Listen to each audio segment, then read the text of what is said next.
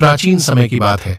भगवान बुद्ध धर्म प्रचार करने के लिए अलग अलग नगर में घूमते थे और वहां के लोगों को धर्म के बारे में शिक्षा देते थे। एक बार भगवान बुद्ध ऐसे नगर में पहुंचे जहां उनको डोंगी समझा जाता था। वहां के लोग भगवान बुद्ध को धर्म भ्रष्ट करने वाला व्यक्ति समझते। सभी नगर के लोगों के मन में धारणा थी कि यह व्यक्ति धर्म भ्रष्ट करता है, इसलिए वहां के लोग भगवान बुद्ध को अपना दुश्मन मानते थे। जब भगवान बुद्ध उस नगर में पहुंचे तो वहां के लोग उनको भला बुरा कहने लगे, गलत शब्दों का इस्तेमाल करने लगे, बुद्ध को बहुआएं देने लगे। भगवान बुद्ध सभी लोगों के अपशब्द को बड़े ध्यान से सुन रहे और बिल्कुल शांत लग रहे थे, मानो ऐसा लग रहा था कि बुद्ध की बातों पर उनका कोई असर नहीं पड़ रहा है। लेकिन उस नगर के लोग बोल बोल थक गए तो अपने आप चुप हो गए।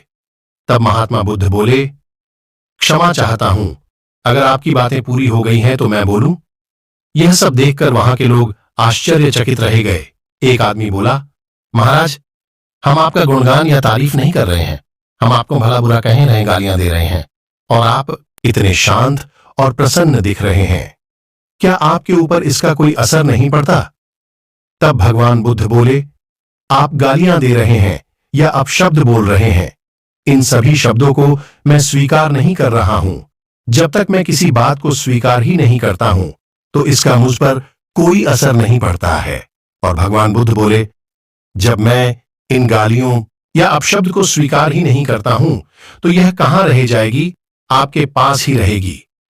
दोस्तों, भगवान बुद्ध की इस छोटी सी कहानी से हमें बहुत बड़ा संदेश मिलता है, क्योंकि अधिकतर लोग दूसरे की बातों को सुनकर दुखी रहते हैं और अपने दुखों का कारण दूसरे लोगों को मानते हैं।